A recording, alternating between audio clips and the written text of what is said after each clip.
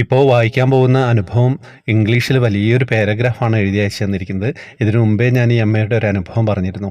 ഈ അനുഭവത്തിൽ അമ്മയും അമ്മയുടെ അമ്മയും മകളും 3 തലമുറ ഇതിൽ വരുന്നുണ്ട്. ഒരു നിമിഷം നിങ്ങളൊക്കെ ഇതിലൂടെ ഇവരുടെ കൈപിടിച്ച് സഞ്ചരിക്കുന്നത് എനിക്ക് ഉറപ്പാണ്. ഇതിൽ ഞാൻ ഇടയ്ക്ക് സ്റ്റോപ്പ് ചെയ്തായിരിക്കും വായിക്കുക. എന്താണെന്ന് വെച്ച് കഴിഞ്ഞാൽ ഞാൻ ഇംഗ്ലീഷിൽ എഴുതിയത് ഞാൻ ഒറ്റ കാഴ്ചയിൽ ഞാൻ അതിൻ്റെ ട്രാൻസ്ലേഷനായിട്ട് പറയുകയാണ്. സാധാരണത്തെ ഒരു ഫ്ലോ ഇല്ലെങ്കിൽ ക്ഷമിക്കുക, പക്ഷേ ഉണ്ടാവാൻ ശ്രമിക്കാം. നമസ്കാരം ശ്രീകാന്ത് സാർ. ഞാൻ ആദ്യം പറഞ്ഞിരുന്നു എനിക്ക് ഇംഗ്ലീഷ് എഴുതാനൊന്നും അറിയില്ല. ഇംഗ്ലീഷേ എഴുതാൻ അറിയുള്ളൂ, മലയാളം എഴുതാനും വായിക്കാനും അറിയില്ല. ഞാൻ ത്രിമധുരം ഗ്രൂപ്പിലുണ്ട്, എല്ലാവരുടെ എക്സ്പീരിയൻസ് ഒക്കെ കേൾക്കുന്നുണ്ട്. അപ്പോൾ ഇത് എൻ്റെ 2ാമത്തെ അനുഭവമാണ്. എൻ്റെ അമ്മയ്ക്ക് 79 വയസ്സാണ്. അപ്പം ഇപ്പോഴും എൻ്റെ കൂടെ കണ്ണൂരായിരുന്നു. അപ്പം ഞങ്ങൾ അവിടെയുള്ള പ്രോപ്പർട്ടിയൊക്കെ വിറ്റു മാംഗ്ലൂരിലേക്ക് പോയി.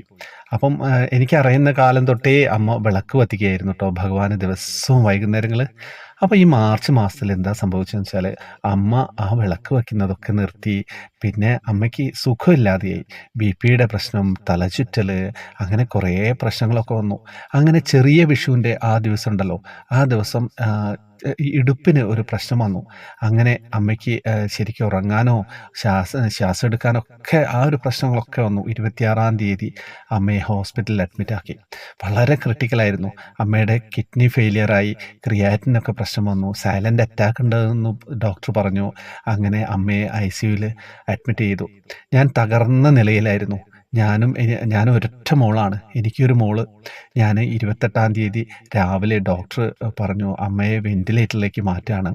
അതിനുശേഷം ആ ദിവസം തന്നെ ഡോക്ടേഴ്സിൻ്റെ കോൺഫറൻസ് റൂമിലേക്ക് എന്നെ വിളിച്ചിട്ട് പറഞ്ഞു അമ്മ അവസാന സ്റ്റേജിലേക്ക് പോയിക്കൊണ്ടിരിക്കുകയാണ്, ആരൊക്കെയാണ് അറിയിക്കാനുള്ളവരൊക്കെ അറിയിച്ചോളൂ എന്ന്. എൻ്റെ മകൾ എൻ്റെ കൂടെ ഉണ്ടായിരുന്നു ആ റൂമിൽ. മകൾ എന്നെ കെട്ടിപ്പിടിച്ചു, കരഞ്ഞു. അവസാനം ഞാൻ കണ്ണനെ വിളിച്ചു ഹോസ്പിറ്റലിൽ വെച്ച്. അമ്മ സത്യം പറഞ്ഞു കഴിഞ്ഞാൽ വീട്ടിൽ വിളക്ക് കത്തിക്കുക എന്ന് മാത്രമല്ല, ഞങ്ങളുടെ ജീവിതത്തിലേ തന്നെ വിളിച്ചാണ്. ഞാൻ മോളോടും പറഞ്ഞു മോളെ പ്രാർത്ഥിക്കുക. അങ്ങനെ എന്താ സംഭവിച്ചതെന്ന് വെച്ച് കഴിഞ്ഞാൽ അടുത്ത ദിവസം വെന്റിലേറ്ററിൻ്റെ സിസ്റ്റർ പറഞ്ഞു പെട്ടെന്ന് അമ്മയ്ക്ക് BP-യിൽ ഒരു സംശയമുണ്ട്, ഡോക്ടർ ഒന്ന് വന്ന് നോക്കണം. അപ്പം ഡോക്ടർ അങ്ങനെ നോക്കുന്നു. അപ്പം അമ്മയ്ക്ക് എന്തോ ഒരു വ്യത്യാസമുള്ളത് മാതിരി. അങ്ങനെ അടുത്ത ദിവസം 2 ദിവസം കഴിഞ്ഞിട്ട് എന്താ സംഭവിച്ചതെന്ന് വെച്ച് കഴിഞ്ഞാൽ കണ്ണൻ എൻ്റെ പ്രാർത്ഥന കേട്ടു. അമ്മ മെല്ലെ റിക്കവറായി വന്നു വെന്റിലേറ്ററിൽ നിന്ന്. അങ്ങനെ ഞങ്ങൾ വീട്ടിലേക്ക് തിരിച്ചെത്തിയിട്ടോ.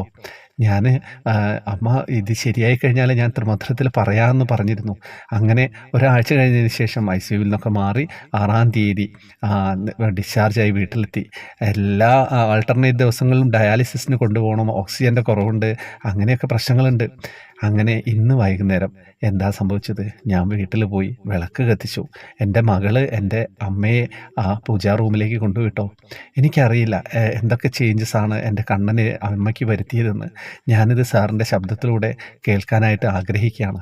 അപ്പം ഇതിൽ എന്തെങ്കിലും എഡിറ്റിംഗ് നടത്തണമെങ്കിൽ നടത്താമെന്നൊക്കെ പറഞ്ഞിട്ടുണ്ട്. പക്ഷേ ഞാൻ എഡിറ്റിംഗ് ഒന്നും നടത്തില്ല. ഞാൻ അതേമാതിരി ഞാനിത് നോക്കി ഇങ്ങനെ വായിക്കുകയാണ്. ഓരോ വരികളിലൂടെയും ഒരു പ്രാവശ്യത്തിന് മുന്നേ വായിച്ചിരുന്നു. അതുകൊണ്ട് എനിക്ക് മനസ്സിലുണ്ട് ഏകദേശം എന്തൊക്കെയാണെന്നുള്ളത്. നിങ്ങൾ ആലോചിച്ച് നോക്കൂ, അമ്മ, മകള്, മകളുടെ മകള്, അങ്ങനെയുള്ള ഒരുപാട് ആളുകളുണ്ടല്ലേ ഗ്രൂപ്പിൽ. എനിക്കും എൻ്റെ അമ്മയ്ക്ക് മോളും ഉണ്ട്, ഞാനും ഉണ്ട് കേട്ടോ. ഈ ചേച്ചിക്ക് സിസ്റ്റേഴ്സ് ഒന്നുമില്ല, മകൾ തന്നെയാണ് എന്നാണ് പറഞ്ഞത്. എന്താ കഥ, ഒന്നും പറയാനില്ല. അപ്പോൾ വളരെ മനസ്സിൽ തട്ടിയൊരു അനുഭവമായിരുന്നു. ആ ഒരു ഹോസ്പിറ്റൽ ആ ഒരു അവസ്ഥയിലൂടെ നമ്മളൊക്കെ ഇങ്ങനെ സഞ്ചരിച്ച് പോവുകയാണല്ലേ. പ്രായമാകുമ്പോഴൊക്കെ അങ്ങനെയാണ്. നമുക്ക് വേണ്ടപ്പെട്ട ആളുകളെ നമ്മൾ കെട്ടിപ്പിടിച്ച് കൂടെ തന്നെ നിർത്തുക. വേറെ ഒന്നും ചെയ്യാനില്ല. നമുക്ക് ചിരിച്ചുകൊണ്ട് വാക്കുകൾ കൊണ്ട് വേദനിപ്പിക്കാതിരിക്കാം. എല്ലാവർക്കും ദേഷ്യം പിടിക്കും, ചിലപ്പോൾ എനിക്കും പിടിക്കാറുണ്ട്.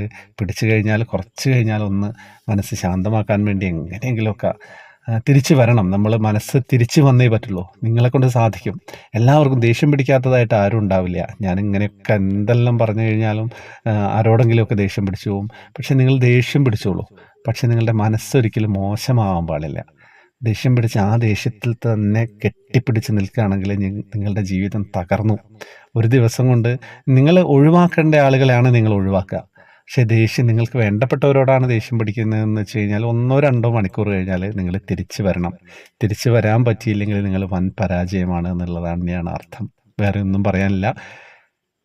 എന്താ കഥ, വാട്സപ്പ് ഗ്രൂപ്പിലേക്ക് വരുന്നവർക്കൊക്കെ വരാട്ടോ. ജോയിൻ ബട്ടണിലൂടെയാണ് വരേണ്ടത്.